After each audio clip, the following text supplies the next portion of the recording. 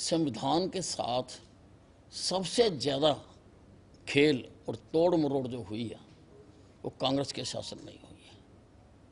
Emergency लगाई, 1 लाख से ज़्यादा लोगों को झूठे केस बना के जेलों में डाल दिया, लोगों की ज़बरदस्ती नसबंदी कर दी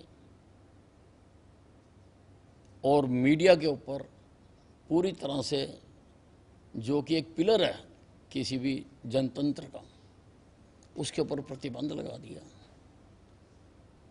और धारा 356 का इस्तेमाल कितनी बार किया। बिना वजह इन्होंने उस धारा का इस्तेमाल कर करके बाकायदा चुनी हुई सरकारों को इन्होंने भंग किया, राष्ट्रपति शासन वहाँ पर लगाया।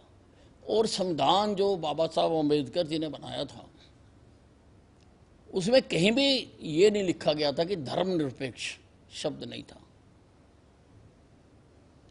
वो इन्होंने उसमें शामिल किया। और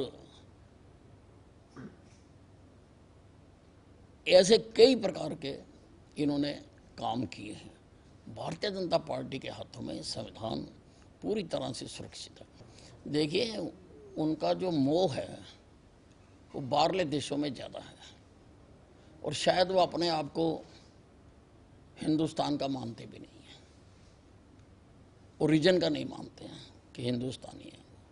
इसलिए वो जब भी बाहर जाते हैं देश की धज्जियाँ उड़ाते हैं, जब भी बाहर जाते हैं देश की संस्थाओं की धज्जियाँ उड़ाते हैं।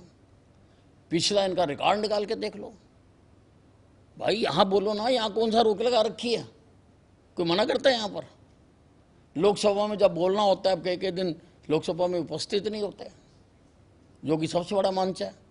लोग आपको चुनकर भेजते हैं, आप ये बातें वहाँ भी कह सकते हैं, आप उसके लिए यहाँ पे जो भी प्रजातांत्रिक तरीके हैं उनको भी अपना सकते हैं।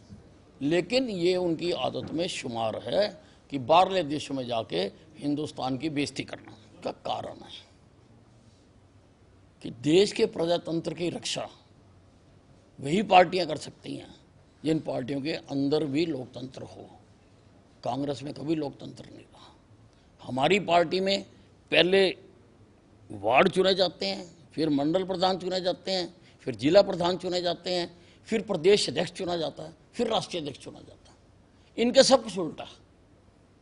इनके ऊपर प्रधान तो नेहरू गांधी परिवार का ही होगा, वो सीट तो खाली है ही नहीं। बाकी जगह पर भी वो ऊपर से, जैसे आजकल कंपनियां एजेंसियां बांटती हैं उस प्रकार से वो एजेंसियां बांट देते हैं। भाई तू हरियाणा का इंचार्ज, तू पंजाब का इंचार्ज, तू यूपी का इंचार्ज, और वो इंचार्ज फिर आगे जिले के बांट देता है और जिले वाला फिर आगे और बांटता है। और अब तो इनकी ये हालत है कि इनका किसी भी स्तर पे संगठन नहीं है।